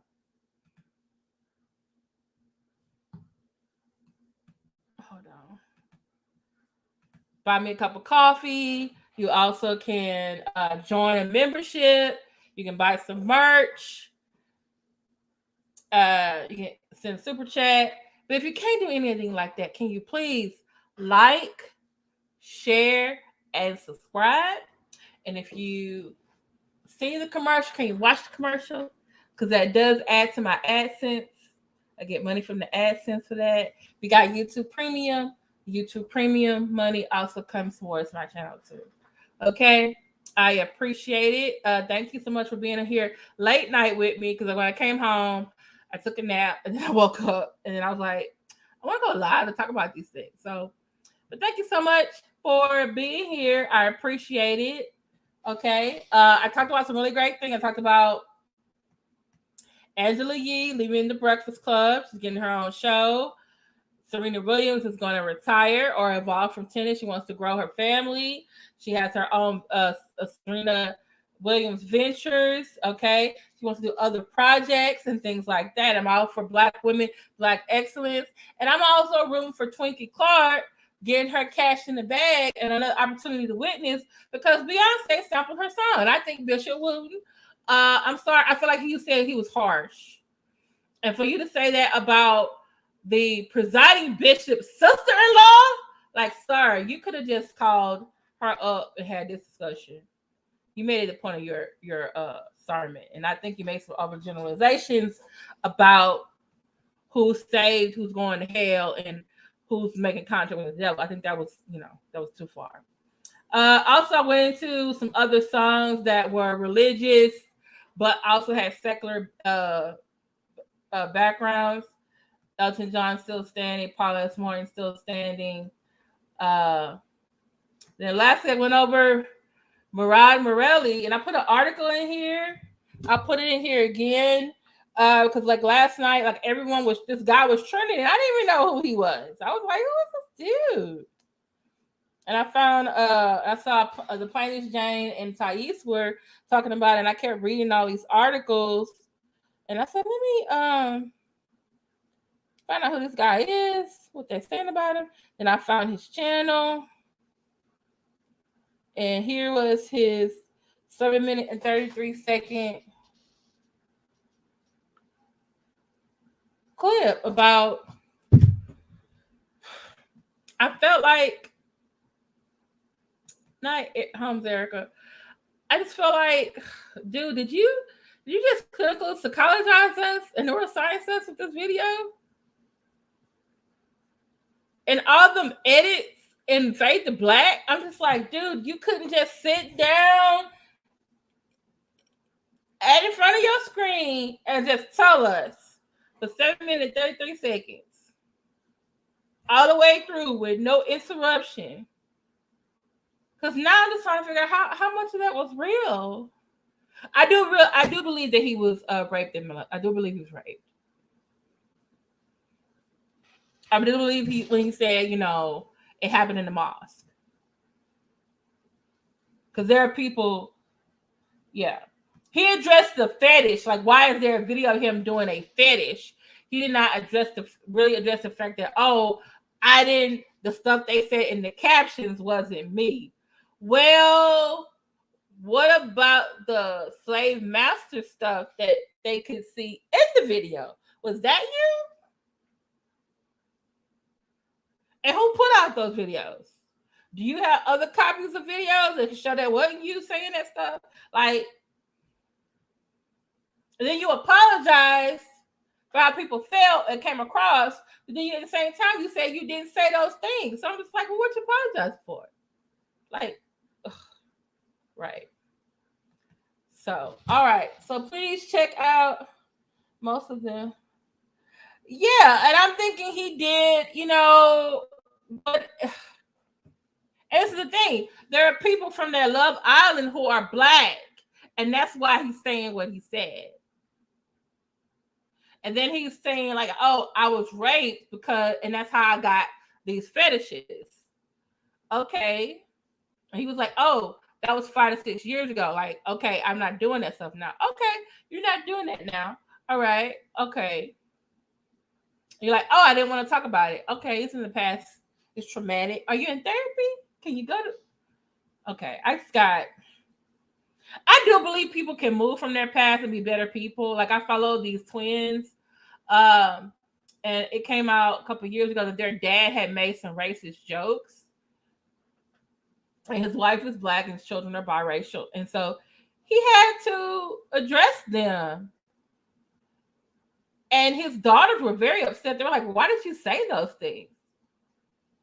He has to, years later, I think he marries a black woman and has to have black children.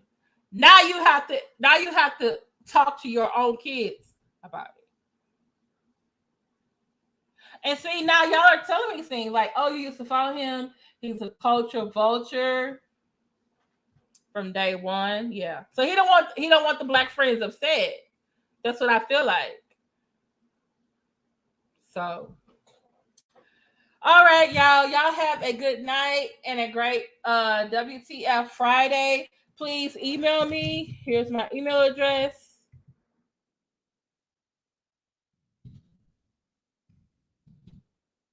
Let me know. Send me any memes, posts, Twitter, Instagram, Facebook, community wall posts that makes you go WTF. Any video that makes you go WTF. Anything, a news article makes you go WTF. If you can find a video of him doing this, just email it to me. WTF. Okay. All right. Thank you so much for being here with me. Y'all have a good night. Please pray for us teachers, staff that are going back to school starting this week and next week. Oh, Lord Jesus, help us. All right. Y'all have a good night. Love y'all. Bye. I go find my dog, I think. Oh, he's right here. Okay. Y'all pray for boy. It's online. It's online somewhere. But if you find it before me, can you email it to me, please? I'm back to work this week. So, but if you find it before I do, okay? Thank y'all so much. Bye.